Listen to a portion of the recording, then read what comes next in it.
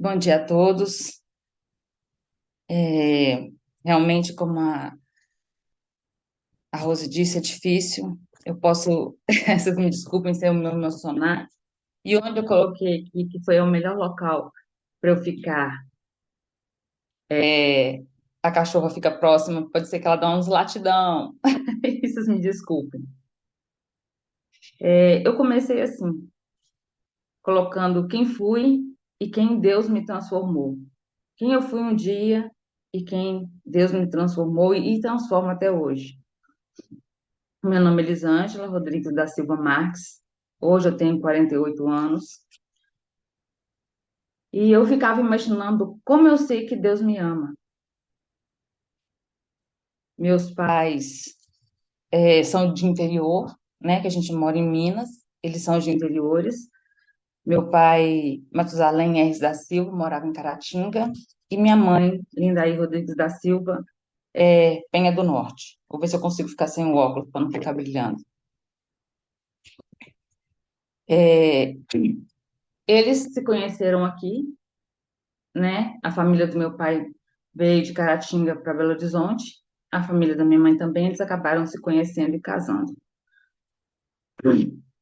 Quando eu tinha mais ou menos 4 anos, eles, como a família do meu pai toda é adventista, tentam estar no caminho do Senhor.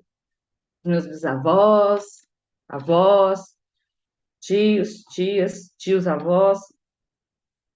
Então, minha mãe ficou interessada pela palavra e meu pai, como estava afastado, eles fizeram o estudo bíblico de novo e se batizaram quando eu tinha 4 anos de idade. Meu irmão devia ter um aninho, alguma coisa assim. Eles aceitaram a Jesus e foram batizados.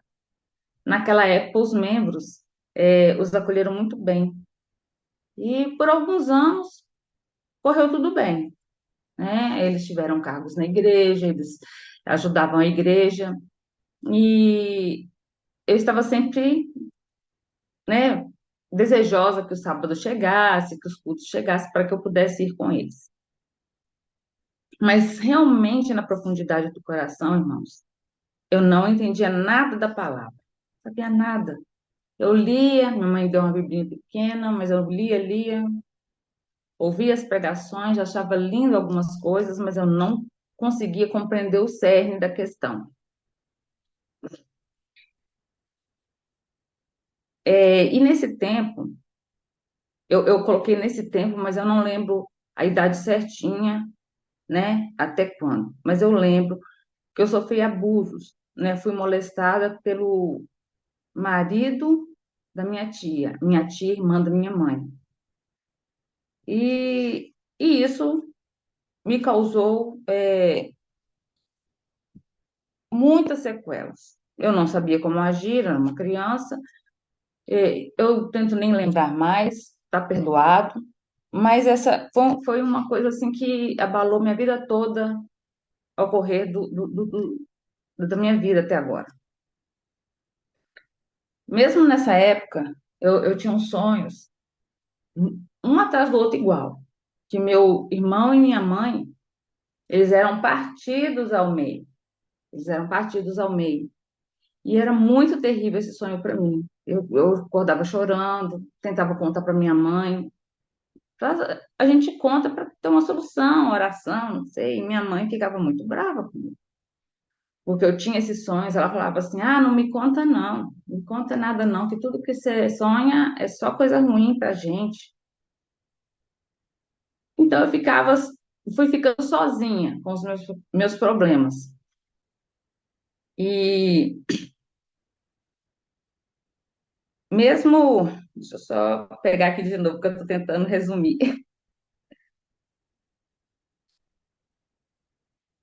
E nessa situação, como criança, eu não sabia como lutar. Não tinha uma direção, né? Com certeza Deus estava comigo, me sustentando, mas eu não sabia. E todo esse tempo eu me perguntava: quem é Deus? Porque falam que Jesus veio à Terra, naquela época, Jesus veio à Terra, O Espírito Santo está aí, você não pode aborrecer o Espírito Santo, que você, né, que é muito perigoso, e Deus é o Pai. Mas eu não compreendi essa trindade na totalidade dele. Eu vim compreender bem tempos depois. E com 9 anos, eu vinha me batizar. Meu pai trabalhava para o Estado, é, como motorista, então ele tinha que viajar com os presidentes para todos os lados. Ele não tinha, como eu coloquei aqui, ele era subordinado a trabalhar, mas ele podia falar que não, mas ele buscava fazer o melhor para a família, para manter a família bem, que era minha mãe, né? Eu e meu irmão. E acabou que ele fazendo essas viagens aos finais de semana com esse pessoal, a família inteira foi se esfriando e acabou se afastando da igreja. E mesmo assim, a gente tinha alguns amigos sinceros da igreja, alguns que do coração, eu não sei, Deus levanta pessoas que nos amam e a gente ama elas. E essas pessoas continuaram indo lá em casa fazer visitas. E nós ficávamos muito alegres quando essas visitas aconteciam, principalmente a minha mãe. A gente, aqui tá frio, por isso que eu tô aqui com coberta. Na minha inocência, amava a Deus e sentia muita falta de estar em comunhão com os irmãos, né? E Deus fazia uma coisa muito. Ele ia incomodando, assim, gente, que uma vez ao ano eu ia sozinha à igreja. Eu tinha mais ou menos uns 9 anos, né? Eu batizei 10 e eles foram afastando. Mas eu ia na igreja sozinha, eu levantava e falava, mãe, vamos na igreja? E ela não ia. Vamos na igreja? Ela não ia. E aí eu falava assim, então eu vou. E eu ia à igreja, o pessoal me recebia bem e tal, e eu voltava. E depois eu passava tempo de novo. E quando eu ia ver, já tinha passado um ano, eu estava ali novamente, querendo ir à igreja. Eu sentia essa vontade sempre, mas quando ela apertava, estava dando um ano. Mesmo afastados, a gente manteve a arrumação da casa como era de praxe, né? Deixando a sexta-feira mais livre. No sábado a gente não fazia as coisas que não fazia, né? Mas foi por um tempo, né? De televisão a gente nunca, era mais à noite, e a gente brincava muito. E às vezes apareciam visitas aos sábados. E Deus, é, continuando me amando assim, ele me impulsionava a ir uma vez no ano. Como sabem, quando a gente nos afasta de Deus, o inimigo toma conta. São brechas que nós abrimos, né? Nós nos afastamos, nós não oramos tanto, nós não buscamos tanto. Então, o inimigo, ele coloca o preguinho dele aí. Não sei se alguém já ouviu falar da história do prego. Ele coloca o prego na casa. Ele pediu para colocar só o prego na casa. E aí, nesse prego, ele faz a obra dele, né? De destruição na família. Os meus pais, pela luta do sustento, se desligaram até da família, até dos familiares. E quase houve separação da minha mãe e do meu pai. E aos 12 anos, eu devia ter uns 14, a gente tem 4 anos de diferença. Meu irmão, ele entrou no mundo da bebida, das drogas em geral, e devido ao ocorrido, quando pequena, a minha infância, adolescência foi bem conturbada, por ser a mais velha, e meus pais, você é exemplo para o seu irmão. E eu vou ser sincera, quem é exemplo para gente, que os pais hoje, graças a Deus, já tem uma modificação na igreja, quem é o nosso exemplo sempre foi, sempre será, e é Jesus.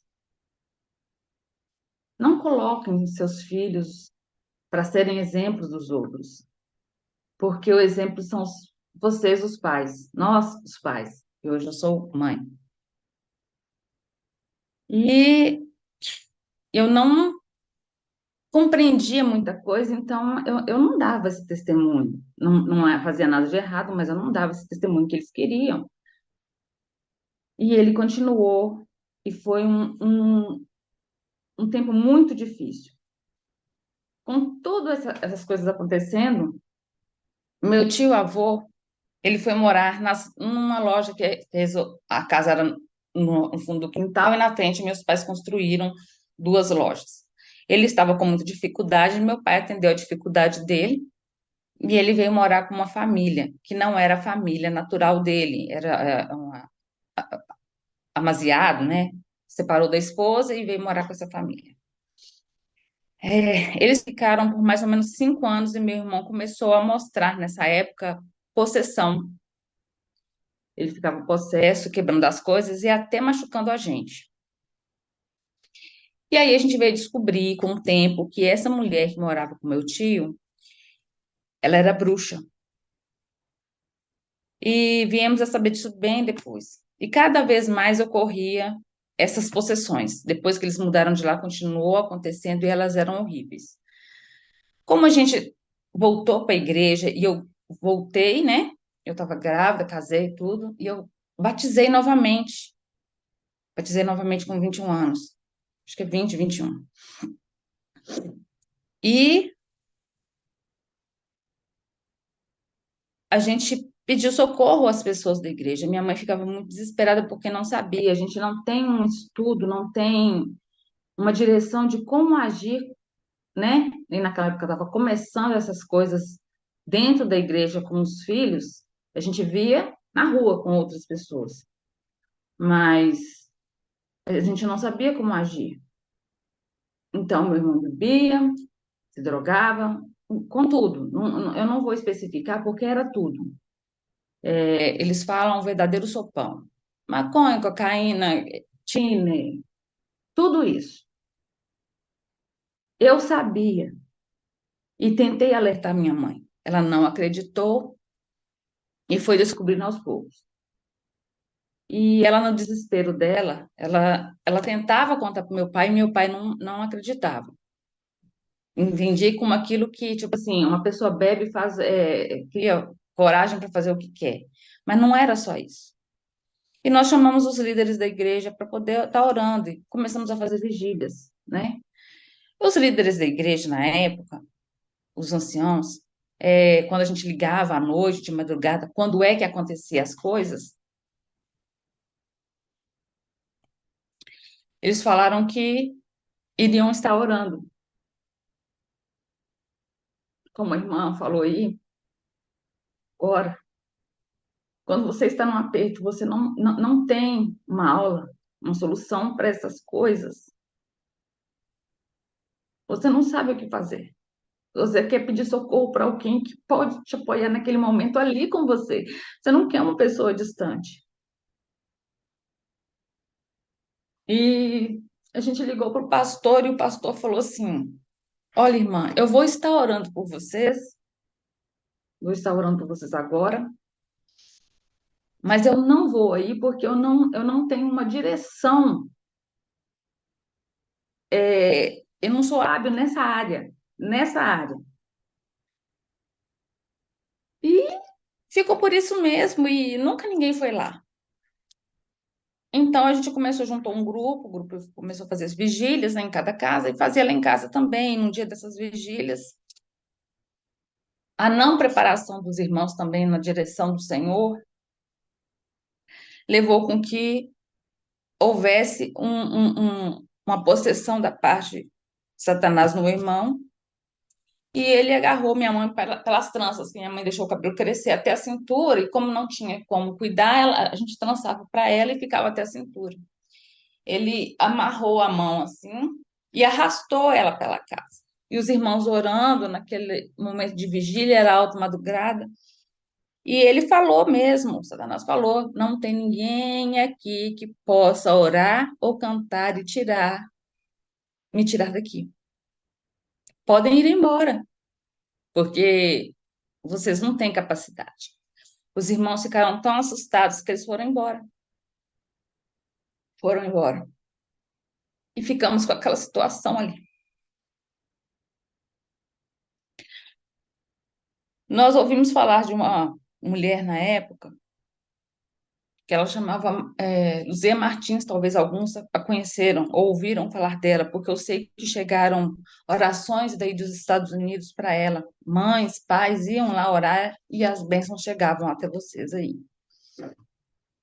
Então, ela ungia as pessoas e nós indo,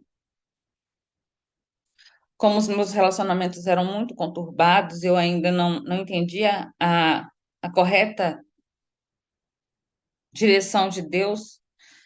Eu fui tomada por descrença, porque a gente ia, primeiro, comunica ao pessoal da igreja, o pessoal da igreja não dá apoio. Fala com o pastor, no caso do pastor lá, ele não se sentia apto a lidar com essa situação. Nós íamos lá, levamos meu irmão lá e nada ocorria. Não houve libertação. Nós não vimos isso, né?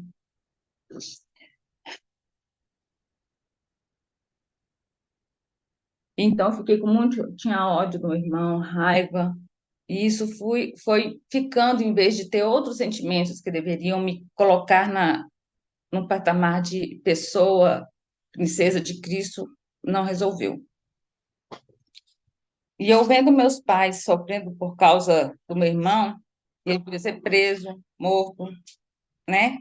Foram feitas vigílias noite afora, propósitos, mas não havia resultado. Vendo isso tudo, me voltei para o mundo, porque eu não via solução. Eu achei que se eu estou aqui fazendo vigílias com os irmãos, se eu estou buscando a Deus, se eu estou fazendo as coisas, por que que eu vou ficar aqui?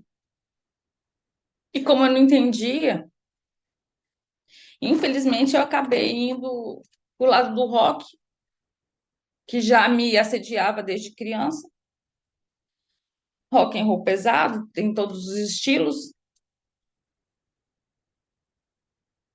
e eu acabei entrando nas drogas também, só que eu fumei maconha. Eu não entrei nas drogas pesadas, eu tinha medo, mas eu bebia muito. E continuou acontecendo essas coisas com meu irmão. E o lema das pessoas com quem eu andava, me desculpem da expressão, que é essa, não sei se vocês têm filhos ou têm algum parente dessa forma, era sexo, drogas e rock and roll. Então, eu estava envolvida ali naquele meio de drogas pesadas, porque o pessoal usava na frente da gente. Relacionamento de prostituição não foi o meu caso. Foi e não foi, né? Porque eles se juntavam, organizavam pessoas e ficavam para lá. Eu nunca participei. Eu tive relacionamento com uma pessoa de vários anos. Então, eu não participei dessa coisa. E eu já estava desesperada com Deus, desesperada com tudo isso que acontecia, e ficava me perguntando por quê, o que que eu preciso, o que que precisa fazer. E para o trabalho eu ia orando, mesmo fora da igreja, devolvi o meu dízimo, porque por mais que as pessoas falarem que eu trabalhava aos sábados e participava dessas coisas, que esse dinheiro era sujo. Mas Deus me tocava para eu devolver. Então eu devolvi. E é desastroso falar por isso, porque nessas festas as pessoas brindam, brindam a Satanás, louvam ele. E um dia eu estava nesses lugares e eu Quando eles pegaram a bebida, o copo, que encheram um copo, que vieram encher o meu, eu virei, que eles não podem colocar qualquer tipo de bebida. E ali eles louvaram, tem aquele símbolo do triângulo,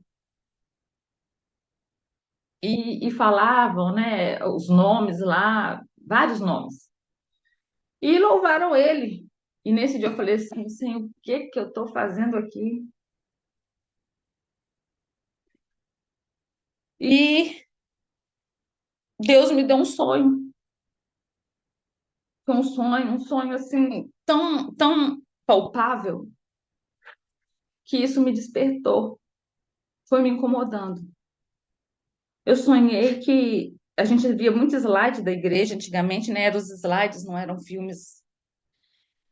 E eu sonhei que eu estava num local alto e de onde eu estava, como se fosse um morro, e dava para avistar assim, longe, longe, longe, longe, longe, várias cidades, vários locais. Mas eu estava ali procurando o meu irmão. E na época, meu irmão, assim, ele se interessava muito por bar, e bar que tinha fliperama ainda, né? Que hoje não tem mais, e aqueles sons. E eu fui nos bares, assim, procurando, e eu não consegui achar. E eu virei, como eu estava de frente pro bar, eu virei, assim, nesse local alto. Eu vi uma luzinha vindo lá, aparecendo assim no céu, sabe? Um céu escuro, parecia que ia chover, uma coisa horrível. E eu fiquei olhando, fiquei parada olhando. E quanto mais se aproximava, mais eu ficava assim, sabe? Mas o que é isso? E quando eu consegui perceber que Jesus estava sentado no trono, não sei se vai ser assim, mas no meu sonho foi assim. E os anjos que estavam em volta dele desciam até um determinado local e subiam com a pessoa. E eu vendo isso, era rápido, foi rápido assim a visão. E eu me ajoelhei ali onde eu estava. E eu falei, Senhor, eu não vou ser salva. Não vou ser salva porque eu estou toda errada. Mas o Senhor me salva assim mesmo, em oração, clamando. E eu, por que que eu não atendi quando o Senhor me chamava? Porque a gente sente, os seus filhos sentem. Quando vocês oram, o Espírito Santo toca assim o coração de cada um. O problema é que a gente resiste. E nesse momento eu entendi que eu resisti a cada oração dos irmãos, da minha mãe, de outras pessoas que queriam que eu me entregasse a Cristo.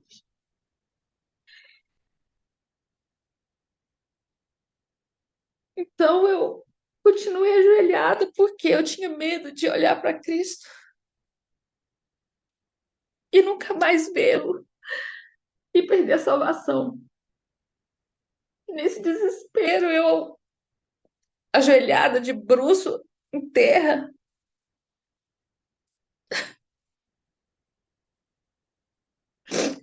tenho meu anjo chamando o meu nome. E tão feliz. Eu falei assim, você salva, você salva. E o sonho acabou.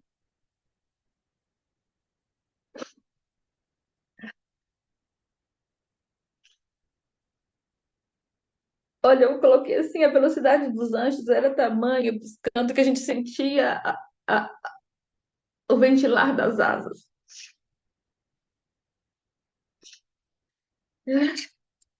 Deus, depois desse sonho, fiquei pensando se era minha última chance aqui nessa terra de ser salva.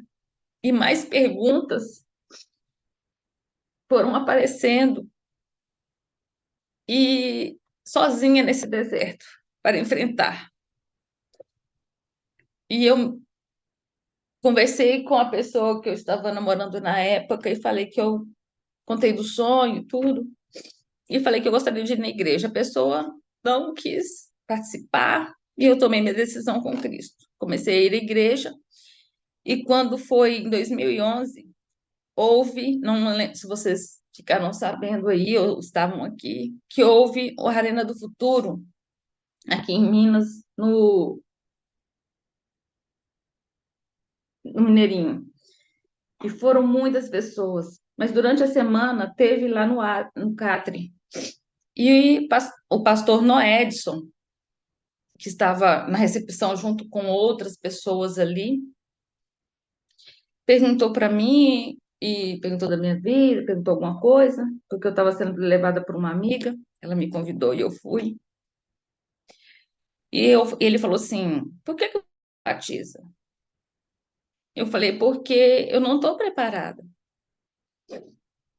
E ele me falou assim, bem, vou falar bem o que ele falou, porque Deus diz para vir como você está, e não para você se ajeitar e vir a Ele. Você vai vir e Ele vai fazer o trabalho em você. E eu nunca tinha visto dessa forma. Diante disso, tomei a decisão e me batizei no outro dia. E as perguntas que antes e reclamações mudaram, pois a visão de Deus que eu tinha de Deus também mudou. E a raiva que eu tinha do meu irmão, ódio, ira, eu fui pedindo a Deus para tirar aquilo do meu coração e eu, graças a Deus, hoje eu não tenho mais, em nome do Senhor Jesus. E hoje o meu irmão está ainda num processo, ele quer largar, ele quer ser fiel à família, mas ele ainda continua nesse caminho. E eu vou falar para vocês, continue orando pelos seus filhos, pelos seus entes queridos, por pessoas que vocês têm, amigos, porque Deus vai escutar na hora certa, a pessoa vai abrir o coração e vai fazer a obra. E assim como eu queria ser salva e vi pessoas ser salvas, tiradas dos túmulos, outras vivas,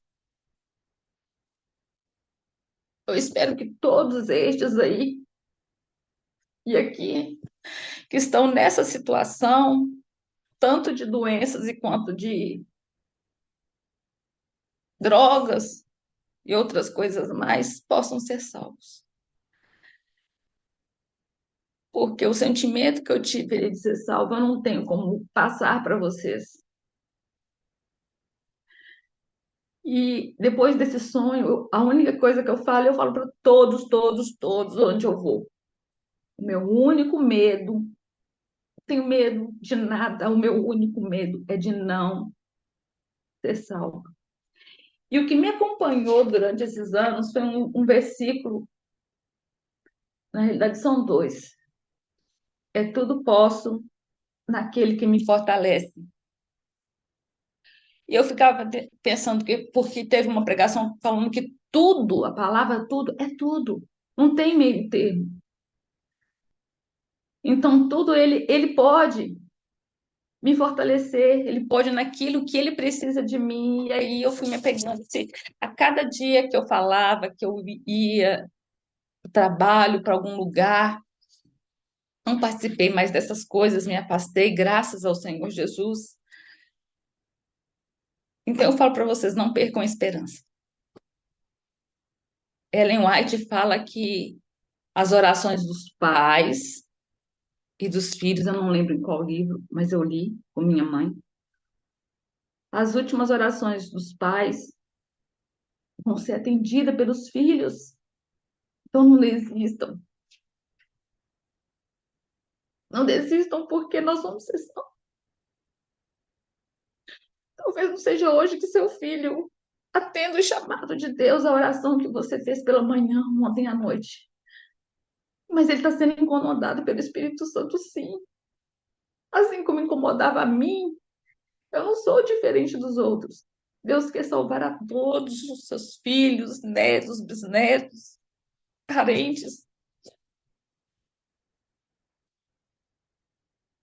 E eu louvo ao Senhor todos os dias porque Ele me salvou. E eu tento me manter à posição dele para que ele possa continuar me transformando e me modificando para que a Elisângela de ontem não seja a de hoje. Que amanhã também, essa que está aqui na frente de você, seja outra amanhã. Porque só na modificação com Cristo, com Deus, é que nós vamos ser salvos. Eu tentei resumir ao máximo, tem muito mais coisa para falar, mas eu não sei o tempo, né? Já está na hora já. Quem sabe outro dia eu conto mais alguma coisa. O restante, onde até eu cheguei aqui, esse foi até um determinado momento. E eu tenho certeza que quando vocês colocam seus pedidos e orações por pessoas que são usuárias de dependente químico, eu sei que vocês passam muito sufoco, tristeza, mas não se apeguem à tristeza, não se apeguem a isso, não deixem que Satanás se glorifique nisso, sabe? Que vocês estão aceitando, que vocês estão tristes. Tenha certeza que Deus já salvou os seus filhos. Já salvou, gente. É fé. E eu tenho essa fé para mim e para vocês. E aqui eu termino em nome de Jesus. Louvado seja o Senhor. Nice, qual Deus o nome do abençoe. seu irmão? Ele já foi curado, Nice? Ele está num processo de Amém. aceitação, né? Amém. Ele tem Uhum. recaídas. Rodrigues da Silva. Eu já pedi oração aqui, e a minha mãe também. Repete, qual que é o nome dele, Nice? Fábio Tá, Rodrigues da Silva. tá bom, amor. Eu vou estar orando por você, viu? Irmãos, não O é fácil a pastor, gente tem que para fazer parar a todos os dias. gravação, só um minutinho. Pastor, tá aí?